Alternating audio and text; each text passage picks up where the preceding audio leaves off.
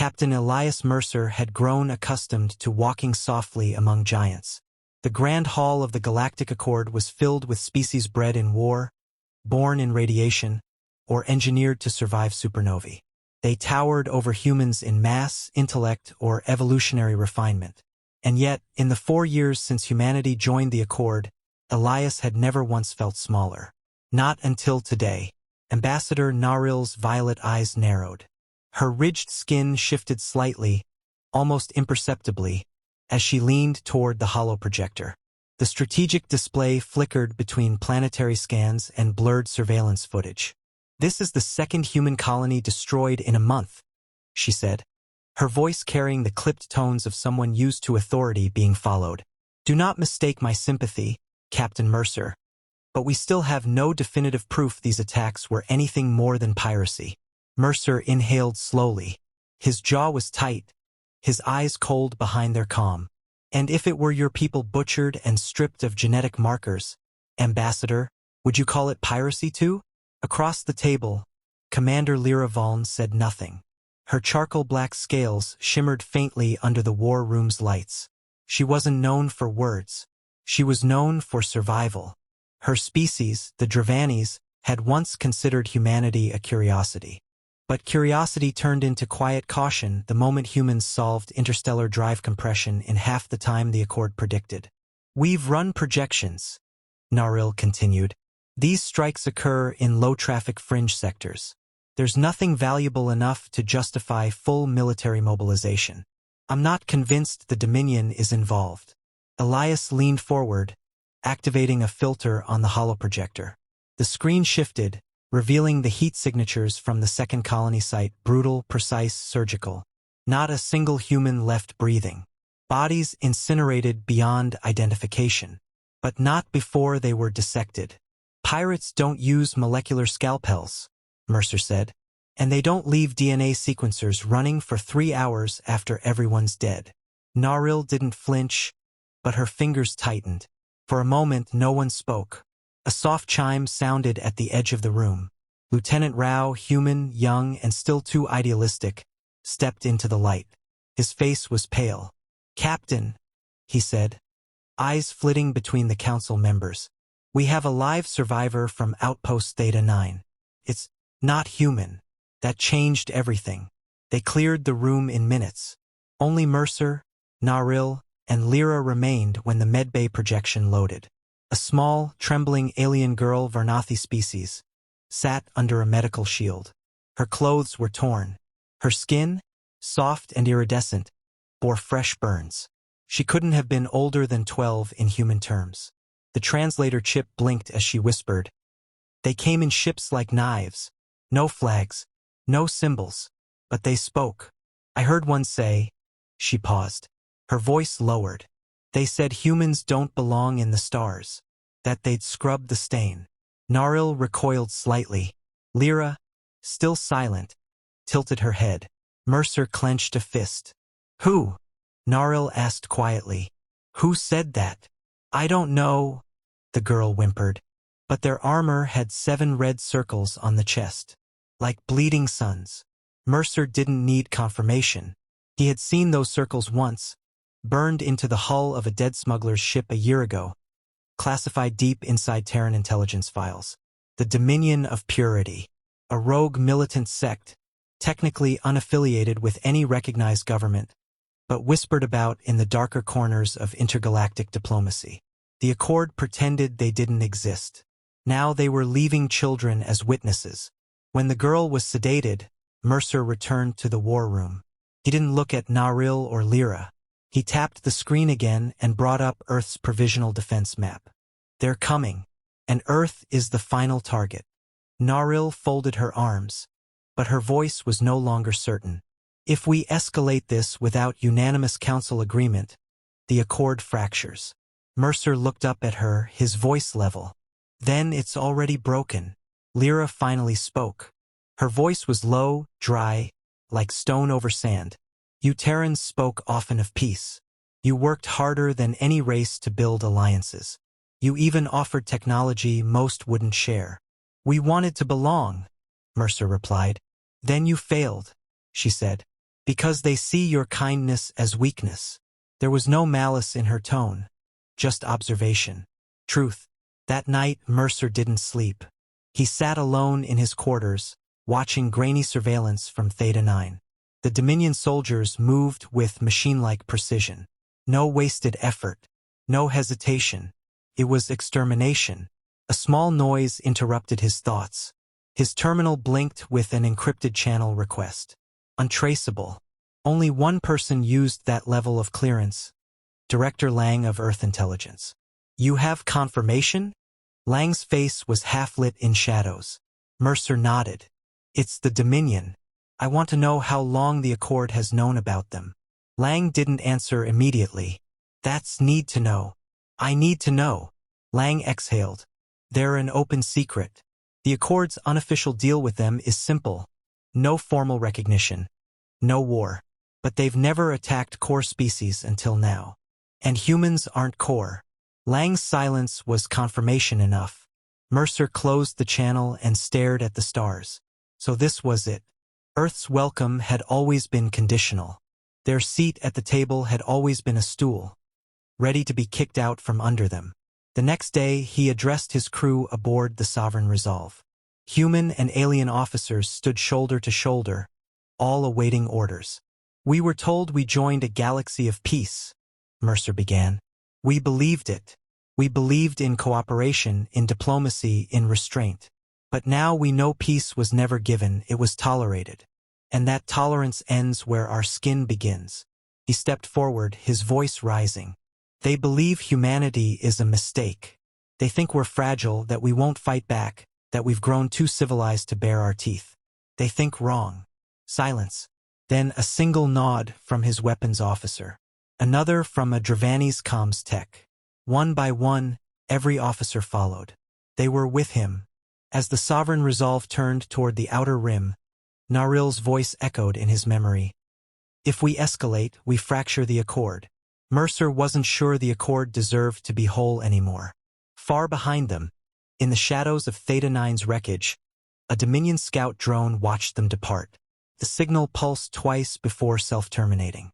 The Sovereign Resolve drifted silently in the black, cloaked and deep inside the Karen expanse. An uncharted, lawless stretch of space the Accord never dared patrol. Captain Elias Mercer stood at the helm, his face set in the carved lines of purpose. Around him, his bridge crew worked with a quiet urgency, the kind that only surfaced when death was a constant possibility. They had followed the Dominion scent here, anomalous gravitational disturbances, vanishing cargo haulers, and encrypted signals that bent standard protocols. Mercer didn't need more evidence. He could feel it in his bones. They were close. Long-range scans show minimal thermal signatures ahead, reported Ensign Dre, tapping the console with fluid motions. But something's masking the spectrum. It's like space is too quiet. Mercer moved to her station, eyes fixed on the faint blot of static where stars should be. That's them, cloaked or buried in shadow. Beside him, Commander Elira Kess, a Terran-born intelligence officer who once embedded herself with a Threxian smuggler ring for 2 years without breaking cover, adjusted the quantum sensors. She had a scar across her neck, barely visible, but the story behind it was classified deep in Earth's black archives. She'd volunteered for this mission the moment the Theta 9 footage leaked. They've built something here, she said, voice low, reverent almost. Look at the energy bleed. That's not a ship. That's a complex. And it's siphoning from a dead star. Mercer's jaw tightened. The Dominion wasn't just attacking. They were preparing. The crew tensed as the ship's AI, Argus, pinged an alert. Incoming vessel. Translite ripple consistent with a Dominion carrier. Estimated arrival, 65 seconds. Maintain cloak, Mercer ordered. Full systems silent. Track it. They watched in silence as the Dominion ship emerged. Sleek, black, and etched with red glyphs that shimmered like wounds in space. It was twice the size of the Resolve, bristling with weapons arrays and engine fins shaped like broken blades. There was no insignia, no broadcast codes. Scan that hull, Elira murmured. See those marks? That's human ship plating. Salvaged. melted in. Mercer stared. They weren't just killing colonies, they were wearing their victims. Behind him, Lieutenant Juno Kwan, head of tactical, adjusted their weapons interface. Sir, if we fire now, we can cripple them before they detect us. No, Mercer said. We're not ready. We don't know what else is buried here. We strike too soon. We lose our only chance to end this. But if they're building more ships, then we find the factory.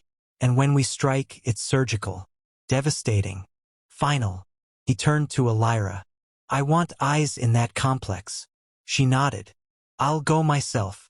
You're too valuable. I'm expendable. No one on this crew is expendable, Mercer said sharply. But I'm not sending anyone in blind. I wasn't asking, she replied.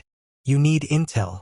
I'm the only one who's walked into monsters and come out with their secrets. A beat passed. Then he nodded. 3 hours later, Elira's shuttle coasted silently toward the Dominion facility, its hull coated in anti-sensor mesh. Inside, she breathed slowly, heart slowed by neural modulation.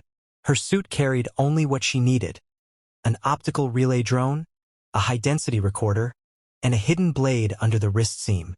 The docking was crude. Dominion construction wasn't elegant. It was brutalist, functional. Every corridor seemed chiseled from obsidian and lit with flickering crimson lines like veins pulsing through the walls. The air was dry, stale, and bitter. Her drone flitted ahead. The data it fed back was worse than she imagined. Cloning bays, hundreds, some filled, some in use, all configured to generate hybrids, genetic combinations of Dominion warriors and humans. She whispered into her mic, "They're making something new. Something built to erase us." Then she found the central vault. Inside it, walls lined with thousands of data crystals, each marked with Terran colony IDs. At the core, a live stasis chamber. Floating inside was a child, human, eyes closed. Wires fed into his skull. His body twitched now and then, like he was dreaming. She scanned the biosigns. Alive, brainwaves erratic, engineered for something. Suddenly, footsteps. She slid into the shadows, clutching her blade. 2 Dominion soldiers passed. One paused, head tilting toward the vault. Its voice, gravel and steel, spoke in their harsh tongue. Test subject awakening. Prepare the Echo Protocol. She didn't know what that meant, but she knew she couldn't let them finish. By the time she returned to the shuttle, she was bleeding, but alive. A soldier's blade had grazed her ribs, and another had seen her face before she killed him. She knew they'd track her now. The shuttle rocketed back toward the Resolve. Mercer stood ready in the hangar, medics at his side. She stumbled out, dropping the data crystal into his hand. "They're not just killing us," she gasped. "They're learning from us, upgrading themselves. And that child, he's a prototype." Mercer's face darkened. "Why?" "I think they believe humanity is a contaminant, and they want to build a version of us that obeys." As Elira collapsed into the medic's arms, a silent alarm pulsed across the bridge. Dominion ships, dozens of them, had just exited Translite. They'd been followed. In that moment, Mercer saw clearly. The Dominion wasn't testing Earth's defenses. They were testing Earth's patience. And that patience had just expired. He turned to Juno. "Bring the Resolve to battle readiness. Initiate Spectre Protocol." Juno blinked. "That's unapproved. That's a Terran-only offensive order." "The Accord." "To hell with the Accord," Mercer said. The Dominion wanted to see what humans became when civility was stripped away. Now they would. The Sovereign Resolve lunged from the shadows like a waking beast, its engines blazing with unshackled purpose. It tore into the Dominion blockade without a declaration, without preamble. This wasn't diplomacy. This was fury made manifest. Juno Kwan stood at the weapons interface, fingers flying across the controls. EMP warheads lanced into enemy hulls, frying guidance systems before the Dominion could mount a coherent response. Her face was calm, but her eyes burned. "They thought we wouldn't retaliate," she muttered. "They thought wrong." On the bridge, Captain Mercer leaned forward in his chair. watching the chaos unfold with surgical focus. Redirect power to forward deflectors. Punch through their center line. If we scatter them, we can break their formation. Tactical AI recommends evasive vector, Argus noted. Mercer shook his head. Override. We punch through. The Dominion flagship loomed ahead, dark as a crucible, veined with living metal that shifted like muscle beneath armor. From its undercarriage, it released a volley of autonomous drones, small, fast, and laced with neurotoxin payloads. They're targeting life support nodes. Juno barked. A Lyra, Mercer said, spinning toward the woman who had returned from the enemy's heart. You said they were learning from us. What's their next move? She stood near the command table, pale from her wounds but alert. They'll isolate us, break communication, then try to board. If they've hybridized, we're not dealing with standard Dominion anymore. They'll fight like humans. Adaptive, strategic, vindictive. Then we match fire with hell. Outside, the Resolve's hull groaned as plasma beams tore across the port flank. Damage alarms shrieked. Lieutenant Cass, the engineer, patched power from non-critical systems, rerouting through backup coils to keep the shields alive. We've got minutes of integrity left, she said. Unless you want to fight in vacuum. Mercer's voice was iron. Then we win in two.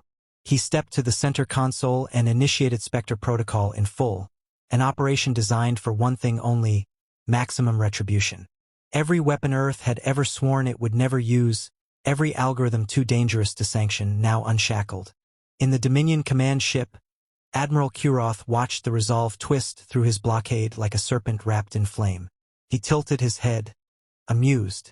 The Terrans burn faster than expected. His second, a hybrid whose human eyes glinted with dark intelligence, turned from the war map. They do not burn. They ignite. The moment he spoke, the Resolve's plasma cannons surged with amplified yield. Blue fire that poured through the Dominion destroyer guarding Kuroth's flank. The ship exploded in a ripple of dying screams and ruptured metal. The Resolve dove under another blast, then launched grappler torpedoes at the command vessel. When they struck, the magnetic hooks embedded in the hull, and pulses of reverse energy surged through the conduits. Juno grinned. We've latched their nervous system. Now, Mercer said, let's give them a seizure. The grapplers overloaded the command ship's power grid, forcing its systems into a violent cascade. Fires lit across its spine. Dominion warriors scrambled inside, some fully armored, others still half-grown hybrids with twitching limbs and unblinking eyes. Mercer opened a channel. This is Captain Elias Mercer of the Terran warship Sovereign Resolve. You trespassed. You slaughtered. You experimented on our people. We asked for peace. You called it weakness. He paused. So now, you'll learn what weakness feels like.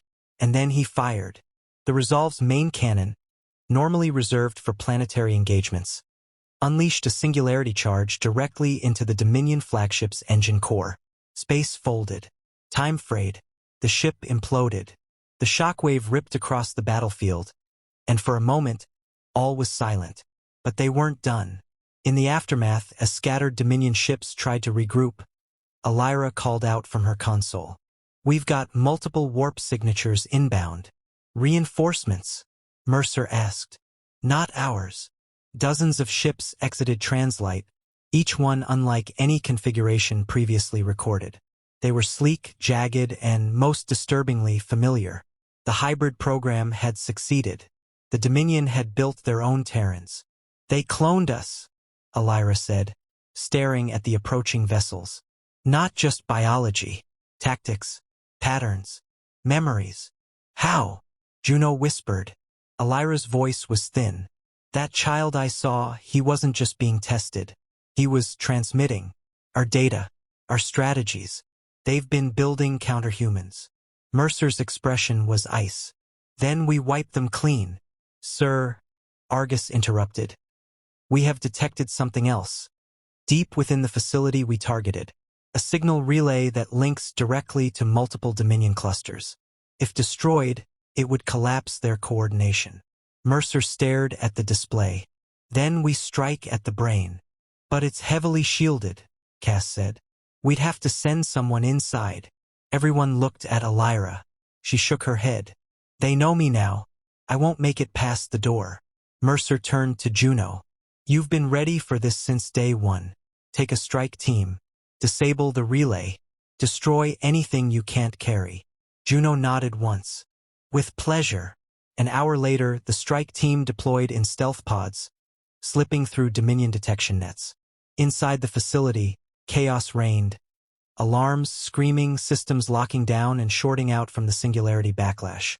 But the clones, they were eerily calm. They moved like ghosts, each one dressed in Terran combat gear, each one fighting with Earth's own martial tactics.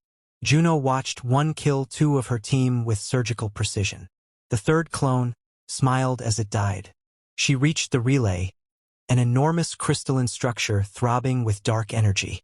Her demo specialist prepped the charges, but before they could activate them, one of the clones stepped from the shadows. It looked exactly like her, not just in face, in voice, in movement. You're obsolete, it said. We're the better future. You're just noise, Juno replied, and emptied her sidearm into its head. The clone dropped. The relay detonated. Above the planet, the Dominion fleet faltered, confused, disoriented.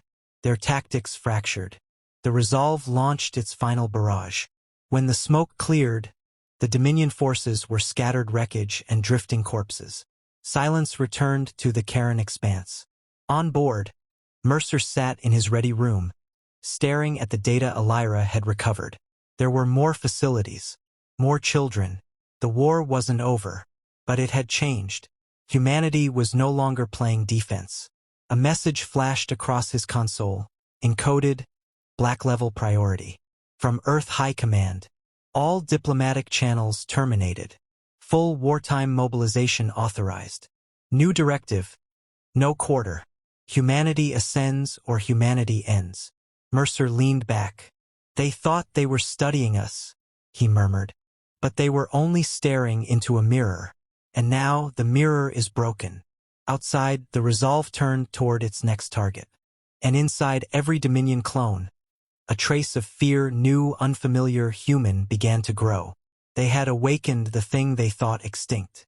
And it was coming. Let me know if you'd like an epilogue, prequel, or a continuation. The rain hammered the metallic skin of Earth's last deep-orbit military bastion, Station Helix 9. A hollowed-out asteroid retrofitted into a fortress. It hung in orbit over the scarred surface of Europa, where the shadows of war loomed thicker than the methane clouds below. Inside, the lights burned low, and the air tasted of recycled adrenaline.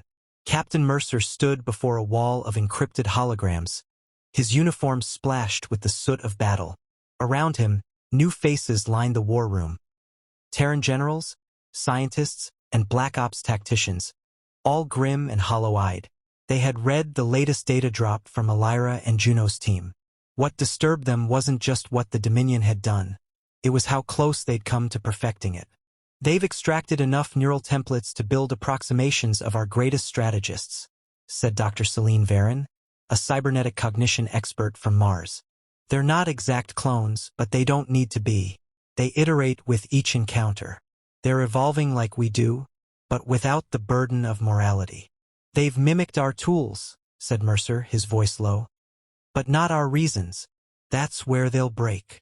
Across the room, Juno leaned on the table, arms crossed, jaw bruised from her last mission. What's the play? Hit another facility. No, Elira said, stepping out of the shadows. Her bandages were fresh, but her movements betrayed none of the pain. We don't keep chasing them. We bring them here. Mercer turned. You want to bait them to Earth? Not just Earth, she said. To us, on our terms, in a place they can't control. Dr. Varin raised an eyebrow. What are you proposing?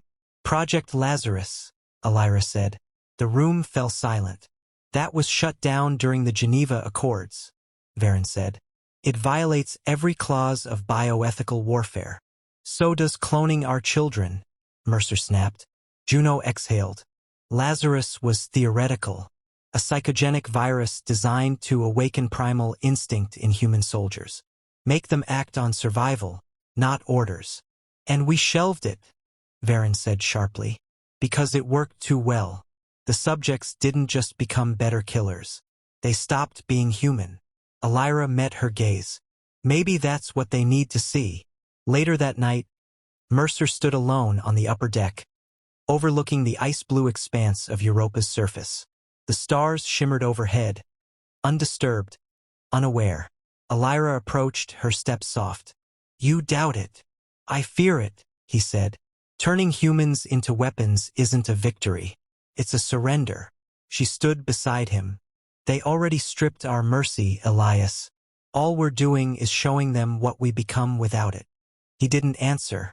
Somewhere deep below, preparations had begun. Within 48 hours, Project Lazarus was reactivated in a sealed module buried under Helix 9. Volunteers, hand-picked, broken, furious, underwent neural modulation. Lazarus didn't change their DNA. It rewired their fear. It burned hesitation from the mind and replaced it with clarity. Cold, absolute. Juno watched the first batch emerge from the chamber. Their eyes weren't dead. They were focused, like wolves who just remembered what teeth were for. "They're not monsters," she said. "They're reminders." The Dominion didn't wait long to take the bait.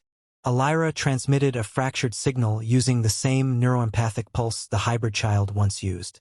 Within hours, the Dominion fleet gathered, dozens of ships emerging from warp in perfect, coordinated silence.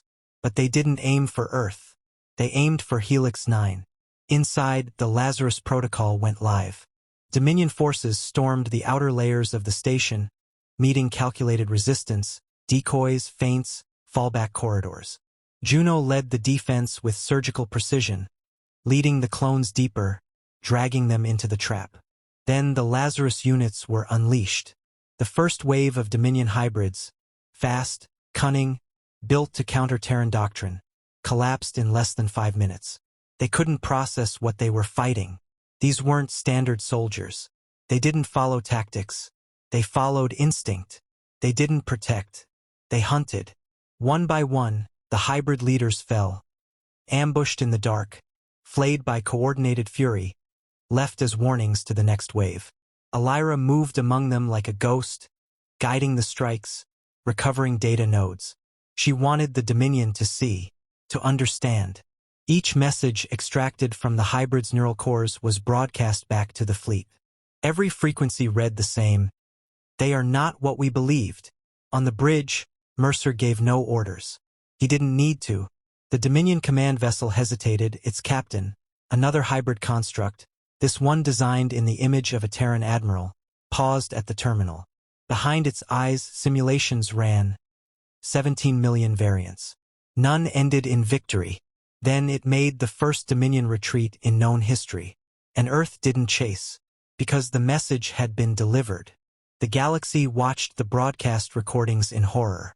For decades, humanity had been the polite participant, the restrained defender. But now the mask was gone. They had been pushed, broken, dissected. And what emerged was not vengeance. It was revelation.